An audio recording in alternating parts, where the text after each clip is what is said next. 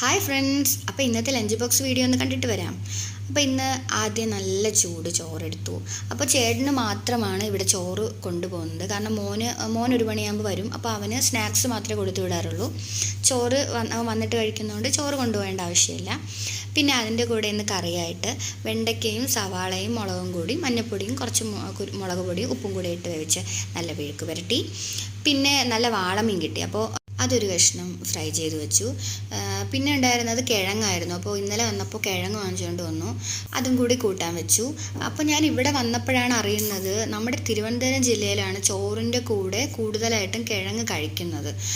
വേറെ ജില്ലയിലും ഉണ്ടെന്ന് തോന്നുന്നു, പക്ഷേ ട്രിവാൻഡ്രം ജില്ലയിലാണ് കൂടുതൽ അങ്ങനെ ചോറിൻ്റെ കൂടെ കിഴങ്ങ് കഴിക്കുന്നതെന്ന് ഇവിടെ ഒരുപാട് പേര് പറയുന്നു. ഒരുപാട് ഫ്രണ്ട്സ് പല ജില്ലയിൽ നിന്നും എനിക്കിവിടെ കൂട്ടുകാരായിട്ടുണ്ട്. അപ്പോൾ അവരിങ്ങനെ പറയുന്നുണ്ട്, അവർ കൂടുതലും അല്ലാതെയാണ് കിഴങ്ങ് സെപ്പറേറ്റ് കിഴങ്ങ് മാത്രമായിട്ടാണ് കഴിക്കുന്നത്, കിഴങ്ങ് മീൻ അങ്ങനെയൊക്കെ. പക്ഷേ ചോറ്